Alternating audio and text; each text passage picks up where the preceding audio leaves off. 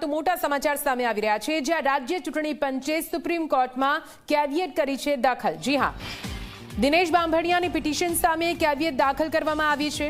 આદેશ આપતા પહેલા ચૂંટણી પંચને સાંભળવા માટે અરજી કરી છે। આજે સુપ્રીમ કોર્ટમાં દિનેશ બાંભણિયાની અરજી પર સુનાવણી થશે। બિન અનામત વર્ગને અન્યાય થયો હોવાનો અરજીમાં ઉલ્લેખ કરવામાં આવ્યો છે। ત્યારે સ્થાનિક સ્વરાજ્યની ચૂંટણી રોકવા માટે સુપ્રીમ કોર્ટમાં આ અરજી કરાઈ છે, જેના પર આજે સુનાવણી હાથ ધરાશે। વધુ માહિતી સાથે સંવાદદાતા હિતલ જોડાઈ ગયા છે લાઈવ, સીધા તેમની પાસે જઈશું। હિતલ, એક તરફ સ્થાનિક સ્વરાજ્યને લઈને તમામ પક્ષો અત્યારે ઉમેદવારો શોધીને તેને જાહેર કરવાની પૂરી જે કવાયત છે તે તેજ કરી રહ્યા છે। આવતીકાલે ઉમેદવારી ફોર્મ ભરવાનો છેલ્લો દિવસ છે। જો કે આજની તારીખ ખૂબ જ મહત્વપૂર્ણ છે, કેમ કે દિલ્હીમાં સુપ્રીમ કોર્ટમાં સ્થાનિક સ્વરાજ્યની ચૂંટણીને લઈને સુનાવણી પણ થવાની છે। શું લાગે છે, શું કંઈ થઈ શકે?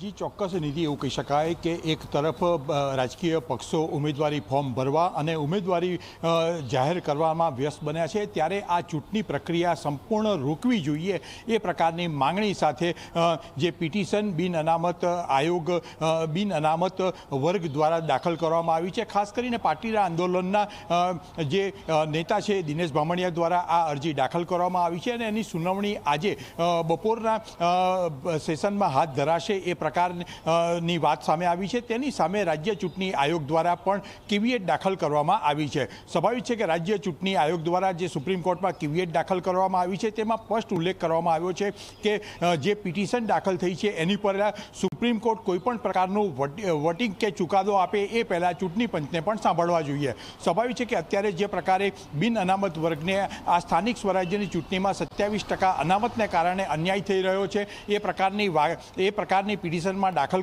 જે ઉલ્લેખ કરવામાં આવ્યો છે તેના જ કારણે આ સમગ્ર પ્રક્રિયા જો અટકે અથવા સુપ્રીમ કોર્ટ કોઈ પણ પ્રકારનું ચુકાદો આપે તો તેના કારણે ચૂંટણી પંચને અસર થાય અને ચૂંટણી પંચે એટલે જ કીધું છે કે તેઓ સીધી રીતે આ પ્રકારનું કોઈ પણ વડીક આપતા પહેલાં સુપ્રીમ કોર્ટે ચૂંટણી આયોગને પણ સાંભળવા જોઈએ એ પ્રકારની કેવિયેટ દાખલ કરવામાં આવી છે। એવું કહી શકાય કે આજે બપોર સુધી આ સમગ્ર મામલા ઉપર સુપ્રીમ કોર્ટનો ચુકાદો આવી શકે છે ને એટલા જ માટે રાજ્ય ચૂંટણી આયોગ પણ હવે સુપ્રીમ કોર્ટમાં પહોંચ્યું છે। જી નિધિ।